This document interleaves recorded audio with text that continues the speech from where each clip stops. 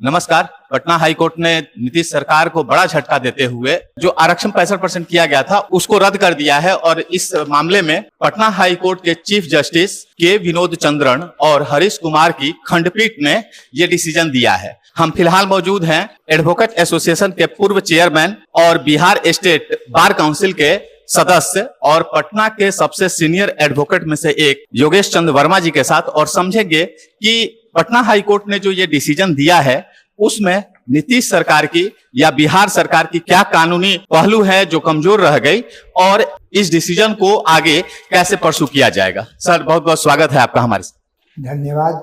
Sir, क्या ऐसा पहलू रह गया जिसके कारण से पटना हाई कोर्ट ने ये जजमेंट दिया है? नीतीश सरकार कहां पिछड़ गई? देखिए, इस फैसले में कहा गया है कि सुप्रीम कोर्ट के कई जो प्रावधान हैं या संविधान का अनुच्छेद 14, 15 और 16 के तहत कुछ फैसलों में कहा गया है कि साधारणतः सामान्यतः 50% ही सीमा होनी चाहिए आरक्षण का। लेकिन कहीं भी किसी में जो यहाँ तक ये केस है, इसमें कहा गया है कि अगर आप चाहते हैं कि कुछ 50% की सीमा को बढ़ाया जाए, जैसे बिहार में 65% हुआ, तो उसके लिए आपको कारण उचित समुचित कारण देना पड़ेगा। इस केस के फैसले में कहा तो जरूर गया है कि 50% से जो सीमा बढ़ाया गया है, और ये संविधान के सुप्रीम कोर्ट के कई फैसलों में 50% की जो सीमा होती है वह उसका उल्लंघन है, और कारण दिया गया है। इस जजमेंट काफी लंबा है, 84 पैराग्राफ में, जिसमें कहा गया है, हम केवल पढ़ देते हैं, that adequate representation is the core of both article 14, 16 was reiterated, and the rule of 50% limit in the reservation was reaffirmed by various decisions.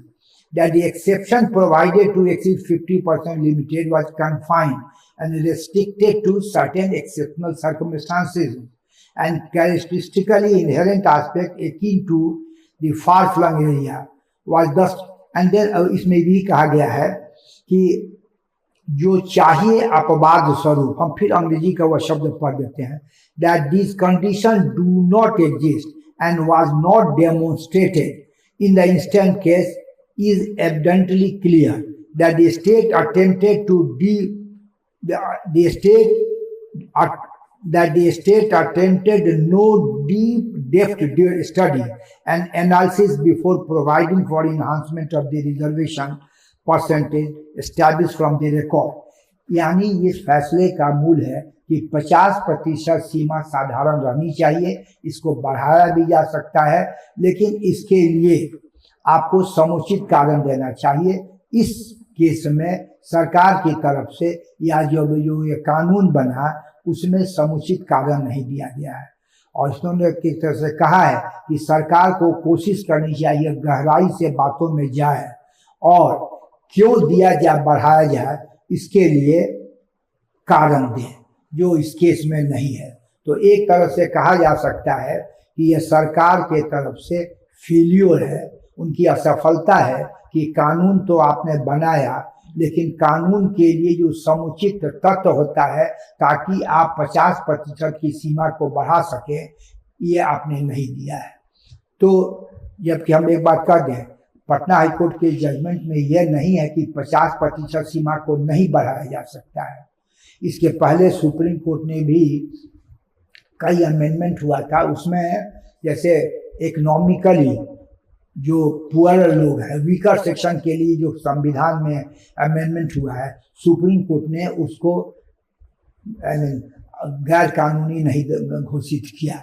तो 50% से ऊपर की सीमा परमिसिबल है, यह हो सकता है। संविधान के किसी प्रावधान में इस तरह की बात नहीं कही गई है।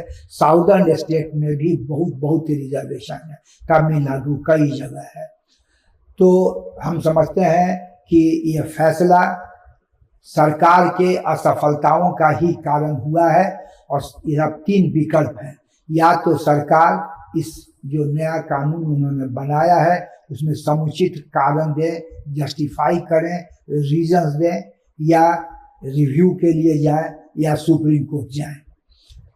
संक्षेप में कहा जाए तो पटना उच्च न्यायालय ने इसको गैर संवैधानिक घोषित इस आधार पर किया है कि सरकार के तरफ से समुचित कारण नहीं दिया गया है। और उन्होंने कि यह भी कहा है कि इम्पोर्टेंट चीज है कि 50% से सामान्यतः रिजर्वेशन की सीमा नहीं बढ़नी चाहिए। अगर आप करते हैं तो इसके लिए खास रीजन दीजिए। अगर रीजन ठीक है तो ठीक है, यानी सीमा 50% से बढ़ाना गलत नहीं है, लेकिन बढ़ाने के लिए कारण चाहिए, जो इस बार इस केस में सरकार ने नहीं दिया। और एक बात हम और कह दें, ये एक मिसकंसीव्ड लोगों का है। देखिए, समाज में हमारे संविधान में समानता का अधिकार है, नौकरी में और जनरल भी आर्टिकल 14 में, अनुच्छेद 14 और 16 में। समाज में रिजर्वेशन है समाज में बराबरी का।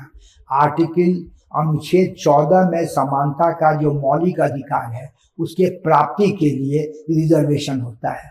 अगर समाज उस तरह का इनइक्वल है, सोशली, रिलीजियसली, इकोनॉमिकली, तो बराबरी के संविधान के मौलिक अधिकार में जो दिया गया समानता का अधिकार है उसे प्राप्ति के लिए आवश्यक है कि रिजर्वेशन हो। बिना रिजर्वेशन के आर्टिकल 14 का मूल बात है नहीं अचीव किया जा सकता है। इसीलिए रिजर्वेशन निहायत जरूरी है, विश्व भर में होता है। यह इसको कहा जाता है सरकार के द्वारा सकारात्मक कदम लेके बराबरी की बात हो। जी, आपने ये कहा कि ये सरकार का फेल्योर है डिसीजन, जिस तरह से जजमेंट आई है, तो अभी बिहार सरकार या नीतीश सरकार के पास क्या क्या ऑप्शन बचते हैं? 3 ऑप्शन है। एक तो जो कानून है उसमें कुछ सुधार करे, जो हाई कोर्ट ने पॉइंट आउट किया है उस चीजों को उसमें जोड़े, माने एक्ट में संशोधन करके एक नया कानून बनाया जाए। एक फिर हम कह दें कि पटना उच्च न्यायालय ने यह नहीं कहा है कि आरक्षण हो ही नहीं सकता है, सीमा 50% नहीं बढ़ाया जा सकता है। उन्होंने कहा कि इस केस में जो कारण चाहिए वह कारण नहीं दिया गया है। तो इसका एक समाधान रास्ता है कि आप एक नया तुरंत ऑर्डिनेंस लाइए, ऑर्डिनेंस ला के आप जो उच्च न्यायालय ने खामियां बतलाया है उसको दूर कीजिए। दूसरी चीज की रिव्यू फाइल कीजिए। तीसरी चीज की सुप्रीम कोर्ट जाइए। यही 3 ऑप्शन है। एक और जो विपक्ष की तरफ से ये कहा जा रहा है कि इसको 9वीं अनुसूची में डाला जाए। ये 9वीं अनुसूची क्या है और इसका क्या असर पड़ेगा, अगर ऐसा डाला जा सकता है? क्या है, इसको जरा समझाइए। कॉन्स्टिट्यूशन के 9th शेड्यूल में जो भी कानून को दे दिया जाता है, उसको इंसर्ट कर दिया जाता है या इंक्लूड किया, तो उसकी संवैधानिक वैधता को चैलेंज नहीं हो सकता है। तो इसीलिए कहा जाता है, बहुत सारे एग्रीकल्चरल लॉ है जिसकी संवैधानिक वैधता शुरू में लैंड जमींदारी एबॉलिशन अल्ट्रा वायलेंस हुआ था। तो जब आप चाहते हैं बचाएं कि इसकी संवैधानिक वैधता को चुनौती नहीं दी जाए कोर्ट कचहरी में, तो उसमें उसको सम्मिलित कर लिया जाता है। यानी संवैधानिक वैधता को बचाने के लिए शेड्यूल 9 में उसको जोड़ा जाता है, इंक्लूड किया जाता है। तो एक व्यू है और यह भी ठीक ही व्यू है कि उसमें आप जोड़िए। लेकिन ये केंद्र सरकार की तरफ से किया जाएगा। संविधान जब संशोधन होगा, कुछ होगा, तो वह तो केंद्र सरकार द्वारा ही हो सकता है। और बिहार के लोगों में जो वंचित तबके से ये कहा जा रहा है, इस मामले में कहा जाए तो केंद्र सरकार की भी यह गलती है कि इस तरह के या समानता के मौलिक अधिकार के प्राप्ति के लिए अगर कुछ कानून बनता है, खासकर रिजर्वेशन, तो 9th शेड्यूल में इंक्लूड किया जाए। जिस हद तक यह नहीं किया जा रहा है, केंद्र सरकार की असफलता है और रिजर्वेशन के प्रति उनका एक सौतेलापन बिहेवियर, एक उसके पक्षधर नहीं हो लगता है।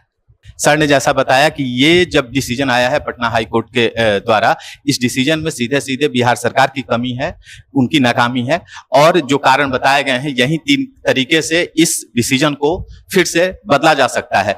फिलहाल के लिए इतना ही। बने रहिए बिहार इंडिया के साथ। अगर आपको हमारा वीडियो पसंद आया हो तो बिहार इंडिया के चैनल को लाइक कीजिए, सब्सक्राइब कीजिए और अपने परिवार और अपने दोस्तों के साथ शेयर करना ना भूलें। साथ ही हमारा बेल आइकन भी जरूर दबाएं और हमारा चैनल ट्विटर, फेसबुक और यूट्यूब पे है, तो तीनों जगह अपना सपोर्ट जरूर दिखाएं।